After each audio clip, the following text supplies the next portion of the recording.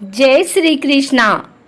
आइए सुनते हैं आज एकादशी पर गीता का यह अध्याय।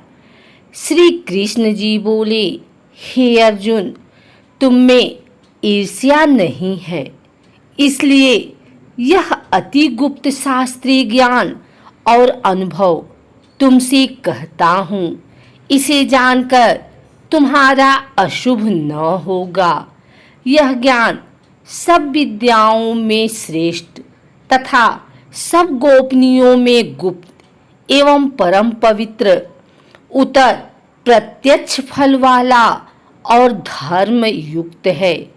साधन करने में बड़ा सुगम और नष्ट नहीं होता। हे परतम, इस धर्म पर जो श्रद्धा नहीं रखते वे मुझे नहीं और इस मृत्यु युक्त संसार में बार बार लौटते हैं। मैं अव्यक्त हूँ और मैंने ही यह सब जगत प्रकट किए हैं।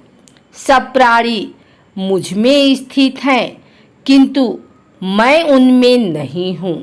मुझ में सब भूत भी नहीं हैं। मेरा वह ईश्वरीय कर्म देखो। मेरी ही आत्मा सब भूतों का पालन करती हुई भी नियत नहीं है। जिस सर्वत्र बहने वाली महान वायु समस्त आकाश में व्याप्त है, इसी प्रकार समस्त भूत मुझ में हैं। ऐसा समझो हे कौन्तेय, सभी जीव कल्प के प्रारंभ में मैं उनको फिर उत्पन्न करता हूँ। अपनी प्रकृति का आश्रय लेकर उसके गुण व स्वभाव वाले समस्त भूत वर्ग को मैं बार बार उत्पन्न करता हूँ। हे धनंजय, मेरे एक कर्म मुझे नहीं बाधते, क्योंकि मैं उदासीन की तरह इनमें आसक्त नहीं हूँ और स्थित हूँ। मैं अध्यक्ष होकर प्रकृति द्वारा चराचर जगत को उत्पन्न करता हूँ।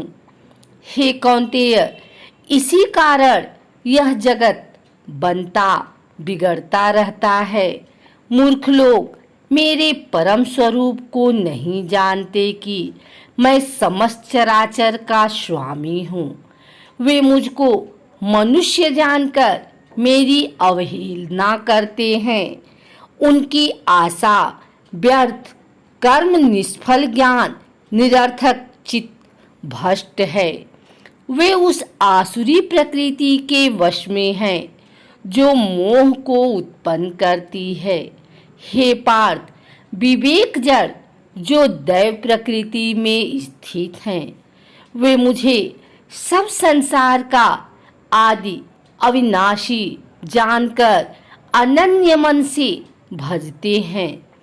वे दृढ़ व्रत सदा मेरा यत्न पूर्वक कीर्तन उपासना करते हैं। कई लोग ज्ञान योग से पूजन करते हुए मेरी उपासना करते हैं। कोई पृथक्त्व से और कोई मुझे अनेक रूप वाला विश्व रूप मानकर उपासना करते हैं।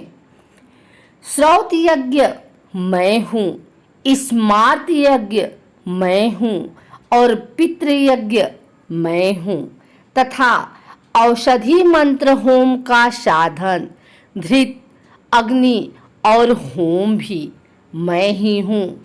इस जगत का पिता, माता, धारण करता, पितामह, जानने योग्य पदार्थ, ओम कार, ऋग्वेद, सामवेद और यजुर्वेद मैं हूँ। गति पालन करता, प्रभु, साक्षी निवास स्थान, रक्षक, मित्र, उत्पन्न करने वाला संस्कारक, आधार, प्रलय स्थान और अविनाशी बीज मैं हूँ। मैं सूर्य रूप से तपता, मैं ही वर्षा करता हूँ तथा हे अर्जुन, मैं ही अमृत और मृत्यु भी हूँ तथा सत और असत भी हूँ। तीनों वेदों के ज्ञाता, सोम पीने वाले पाप रहित यज्ञ द्वारा मेरी पूजा करके स्वर्ग चाहते हैं और इंद्र के पुण्यलोक में पहुंचकर स्वर्ग में देवताओं के योग्य दिव्य सुख भोगते हैं। वे विशाल स्वर्गलोक में सुख भोगकर पुण्य के क्षीण होने पर फिर मृत्यु लोक में आते हैं। इस प्रकार तीनों वेदों के यज्ञादि धर्मों का पालन करने वाले, भोग की इच्छा रखने वाले का आवागमन होता रहता है। जो अनन्य भाव से चिंतन करते हुए मेरी उपासना करते हैं, उन नित्य योगियों के योगक्षेम अर्थात स्थान, भोजन आच्छादित इनकी मैं रक्षा करता हूँ। हे कौन्तेय, जो दूसरे देवताओं के भक्त हैं और श्रद्धा से उन्हें पूजते, वे भी मेरा ही पूजन करते हैं, परंतु यह पूजन विधि पूरक नहीं है। सब यज्ञों का भोक्ता और स्वामी मैं ही हूँ। जो मेरे इस तत्व को नहीं जानते हैं, वे आवागमन से नहीं छूटते हैं। देवताओं का पूजने वाले देवलोक को प्राप्त होते हैं। पितरों को पूजने वाले पितृलोक को पाते हैं। यज्ञादि कोई पुजारी यज्ञलोक को जाते हैं और मेरा पूजन करने वाले मुझे प्राप्त होते हैं। भक्ति से पत्र, पुष्प, फल, जल को मुझको अर्पण करता है, उस शुद्ध अंतःकरण वाले व्यक्ति के भक्ति से दिए हुए पदार्थ को मैं बड़ी प्रसन्नता से ग्रहण करता हूँ।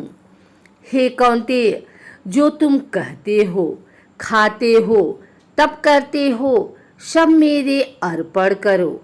ऐसा करने से कर्म बंधन रूप शुभ अशुभ फलों से मुक्त हो जाओगे। संन्यास योग में युक्त होकर मुक्ति या मुझको अवश्य पाओगे।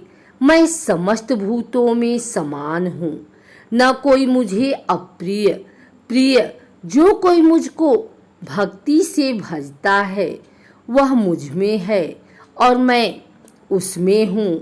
यदि कोई दुराचारी भी हो और अनन्य भाव से मेरा भजन करे, उसको मैं साधु ही मानता हूँ, क्योंकि उसने उत्तम मार्ग ग्रहण किया है। वह शीघ्र ही धर्मात्मा होता है और चिरस्थायी शांति को पाता है। हे कौन्तेय, यह निश्चय करके जानो कि मेरा भक्त कभी नाश को प्राप्त नहीं होता। हे पार्थ, मेरा आश्रय पाकर नीचे कुल में उत्पन्न स्त्रियां, वैश्य और शुद्ध भी उत्तम गति को पाते हैं। फिर जो पुण्यवान भक्त, राजऋषि और ब्राह्मण हैं, उनकी तो बात ही क्या है। अतः इस नाशवान और दुख भरी संसार में जन्म पाकर तुम मेरा ही भजन करो। मुझ में मन लगा, मेरा भक्त बन, मेरी पूजा और मुझे नमस्कार कर। मुझ में लय लगाए रहकर मुझ में लय हो जाओगे। श्री नारायण बोले, हे लक्ष्मी, दक्षिण देश में एक भाव सुशर्मा नामक शूद्र रहता था। बड़ा पापी, मांस मदिरा आहारी था। जुआ खेले, चोरी करे, पर स्त्री रमय। एक दिन मदिरा पान से उसकी देह छूटी, वह मरकर प्रेत हुआ। एक बड़े वृक्ष पर रहने लगा। एक ब्राह्मण भी उसी नगर में रहता था। दिन को भिक्षा मांगकर स्त्री को लाकर देता था। उसकी स्त्री बड़ी कुल्हनी थी। समय पाकर उन दोनों ने प्राण त्यागे वह दोनों मरकर प्रेत हुए। वह भी उसी वृक्ष के तले आ रहे जहाँ प्रेत रहता था। वहाँ रहते रहते कुछ काल व्यतीत हुआ। एक दिन उसकी स्त्री पिशाचिनी ने कहा, पुरुष पिशाचिनी, तुझको कुछ पिछले जन्म की खबर है? तब पिशाच ने कहा कि खबर है, मैं पिछले जन्म में ब्राह्मण था। तब पिशाचिनी ने कहा, तूने पिछले जन्म में क्या साधन की थी जिससे तुझको पिछले जन्म की खबर है? तब उसने कहा, मैंने पिछले जन्म में एक ब्राह्मण से आध्यात्म कर्म सुना था। तब फिर पिशाचिनी ने कहा, तूने और कौन साधना की थी और वह ब्राह्मण कौन था और वह ब्राह्मण क्या करता था, आध्यात्म कर्म कैसे करता था जिसकी सुनने से तुझे पिछले जन्म की खबर रही? पिशाच ने कहा, मैंने कोई पुण्य नहीं किया। गीता जी का श्लोक श्रवण किया है, उसका प्रयोजन यह है। एक समय अर्जुन ने श्री कृष्ण से 3 बातें पूछी जो गीता जी के 9वें अध्याय में लिखी है।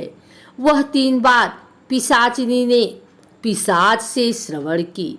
इन बातों को सुनते ही एक और प्रेत वृक्ष से निकला। उसने कहा, री पिशाचिनी, यह 3 बातें फिर कहो। अब कह रही थी। पिशाचिनी ने कहा, तू कौन है? मैं तुझको नहीं सुनती। मैं अपने भर्ता से पूछती हूँ, वह कर्म कौन सा था जिससे पिछले जन्म की खबर है? इन बातों के सुनते ही प्रेत देह तीनों की छुटी।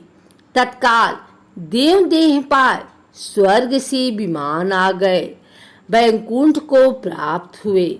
श्री नारायण जी ने कहा, हे लक्ष्मी, यह 9वां अध्याय का महात्म्य है।